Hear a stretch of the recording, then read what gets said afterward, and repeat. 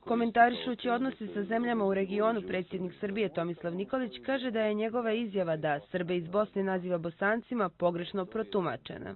To je malo pežorativno shvaćeno, okrenuto, pa sam čak mi Aleksandar reagovao na tu izjavu negativno, iako sam mu objasnio da ja to taman posla.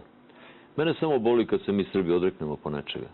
I onda pokušam da vraćam Srbe, ali vidim da to više ne ide. I su shvatili da je ta izjava zabolela Srbe? Jeste u Republici Srpskoj.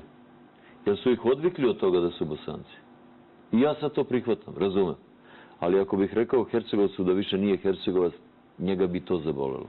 Nikolić je istakao da je sa zemljama u regionu ostvaren značajan napredak.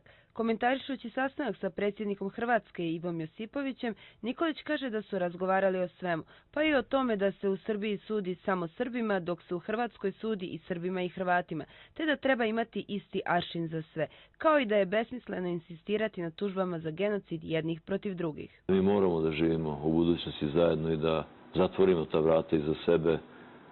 Iza tih vrata ostaju i ratovi, i sukobi, i mrtvi, i njihovi rođaci koji nikada ne mogu da ih ožale, ali mi moramo jednostavno da idemo napred. Nikolić je ukazao da Srbiju danas vode ljudi koji ne brinu o svom imidžu, već o poslu, kao i da je zemlja odlučna da riješi i najteže probleme.